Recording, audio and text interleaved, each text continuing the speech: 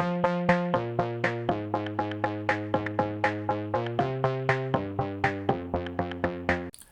welcome to Don's Workshop. Today I'm going to be talking about my Lego storage shelf design.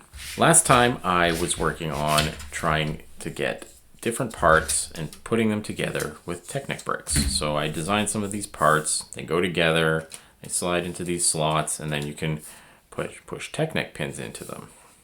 And I found that this just, while it works, it doesn't work very well. And I didn't feel it was going to be a great solution to the storage, 3D printing these storage pieces and putting them all together, and they'd be very secure. So I decided to try something different, still trying to go with trying to reduce the number of pieces that I need to print. And I tried doing this. So the idea was that you'd print 2 of these. One would go this way, one would flip over and stack on the other one. Now I put these holes in here and these kind of little tiny kind of pegs, I guess, on the top that would slide into the holes. Well, when I printed this, and these just warped way too easily. They warped pretty much on every corner. It was really bad. So I decided that's probably not going to work. It's just going to be too flaky to try to print this. That's the issue, at least with my printer. If I had maybe a bigger print bed, maybe it's possible, but not with the print bed I have and what most 3D printers have that size of bed.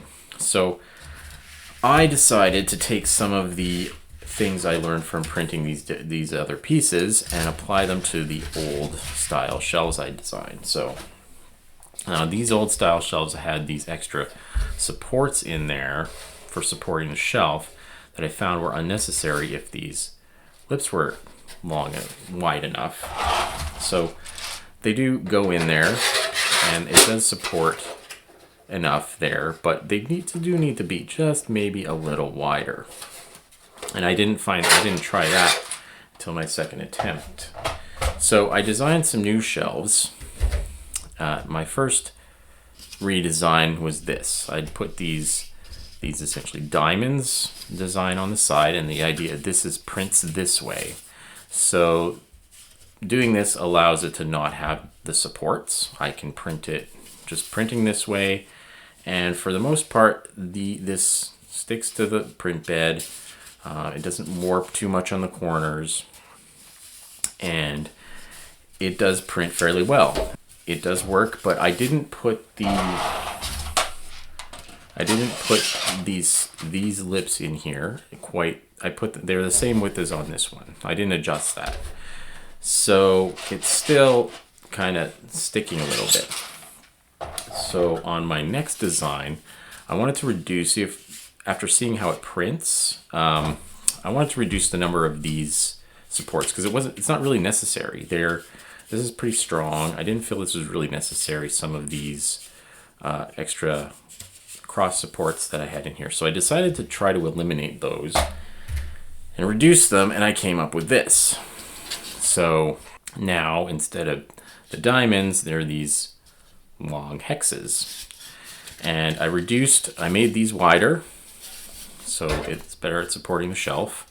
And I made the back part just a little smaller, so using a little less filament to print, taking a little less time to print. So that I felt was working pretty good.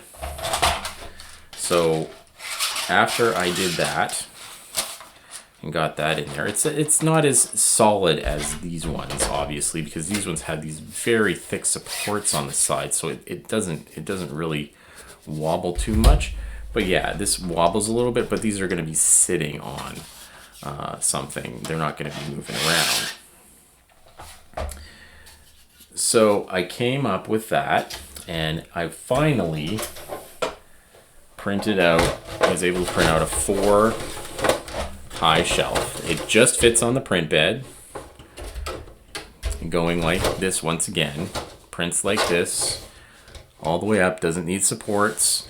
The first iteration of this did warp quite a bit on the one corner, but I just tried cleaning the bed and tried printing again, and that's all it took. It was just that corner was, something must have been on it. The rest of the corners did not warp.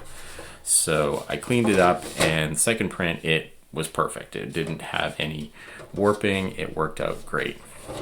So this is significantly lighter. It does do, like, bends a little bit, but once again, it's going to be sitting on something, and it's significantly lighter, and it still supports the shelves. They slide in. It doesn't need those extra supports I had built in those shelves, and it works quite nicely.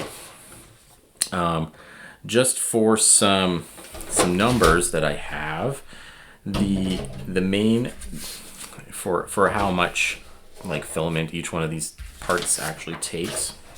For just a drawer, these drawers take 104 grams of filament, and they take about 3 hours to print. So on my Anchor Make, I have an Anchor Make printer. It prints a bit faster, so if you have some of the printers that print a bit faster, it probably would take about the same amount of time. On a Creality, it takes a lot longer, about 5 times longer. So this would take somewhere 15 hours to print on a Creality. And these are solid. These are not flimsy. They are nice and solid drawers. I do feel it's important the drawers be solid enough so they are they're 1.2 millimeters thickness, and that helps with the strength. Versus I did try printing some at 1 millimeter. It's just a little bit too flimsy. They do, and not quite strong. I feel not quite strong enough for holding Lego. The other parts that there are for the drawers is there's these inserts. I have the half insert like this, where it takes 2 of them. They go into a drawer. Those half inserts, they take 60 grams of filament and about 2 hours to print. Two inserts together take about 4 hours to print. So it doesn't really make it faster printing more at the same time. It just doubles the time. Similar to these 4x inserts. They also take, it doesn't really matter how many you print at the same time. One of them takes 36 grams of filament and about 1 hour and 15 minutes to print. I can print 4 of them at the same time, and that takes about 146 grams and 5 hours to print. Together, if you have a shelf with insert, or a drawer with inserts, that takes about 7 or 8 hours to print, depending on if you do 4 of the smaller inserts or 2 of the bigger inserts. So, and like you can see, you don't need to have both inserts. You can use one insert and not have an insert on the other side, or you can do two inserts and then fill the other half with Lego. So you don't always need all the inserts. The inserts do help with just when you're actually building and you want to dump stuff out. You don't have to dump out the whole container. You can just dump out your one insert and find pieces, or just use those pieces in there. So that's the purpose of the inserts. Just found from actually using the drawers and my original drawers with the fixed dividers. It found out that if you have a fixed divider and you want to dump out just one corner, you kind of have to dump out, either hand pull the pieces out, or you're dumping out the whole container. So that's not too bad. Now the original old shelves, these shelves, 1 unit shelf of this old style took 123 grams and about 7 hours and 10 minutes to print. This particular shelf with 2 units, too high, it took 229 grams of filament and about 13 hours to print. That's on the Anchor Make printer. And a 3U version of this one took 336 grams and 18 hours and 40 minutes to print. Now, I didn't have any actual problems with printing Most of my shelves, I had, I think, just one bad shelf because the nozzle on the printer was actually getting jammed. Other than that, when it was working, it was fine. I didn't have any real issues with the printing of the shelves. And then these new ones, this one, the diamond one, it took significantly less filament. So this takes 102 grams for a 2U versus the 229 that this one took.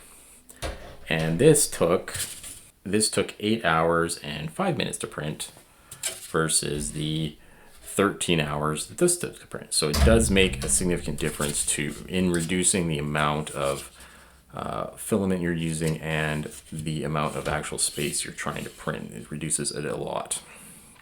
So then this one with the hex, the oblong hex design, it took 93 grams. So that's about 9 grams less than the diamond one. And it only took 7 hours to print. So just getting rid of all these supports to print and having it more solid in areas and not doing something like I did this. I put these down here.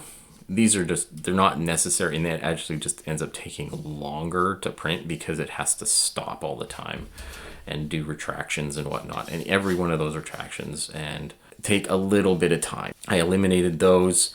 And you're required, this is required to keep it from needing supports on those sides. So, and this just helps keep it strong. I might not need these in the middle, but I think just based on what I learned from these supports, because I didn't have anything in the middle of these initially, and they were a lot floppier, not as strong. So I do think it's important to have at least something in the middle of this length to keep it strong enough.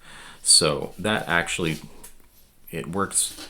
These are quite nice. They print out, and the fact that I can get it in for you now, that I had to do a little bit of fixing of my design, but in Fusion 360, but I got it so that I can get it up to 4 units high, and that fits right, just nicely fits inside the print area of the printer. So if you like this kind of content and you would like to see more, please leave a comment and tell me what you'd like to see, what you're interested about with these drawers. If you'd like to have access to them to print yourself, I will try to see if I can put them up somewhere and share that with you. Or if you'd like to see more of this type of content or the design process or whatnot, put that down too. I could maybe make some streams of me actually going through Fusion 360 and doing the design and what that looks like in Fusion 360. So if you'd like to see some of that, please leave a comment. Tell me what you think. Anyway, if you like that, please subscribe. Thank you for watching and take it easy.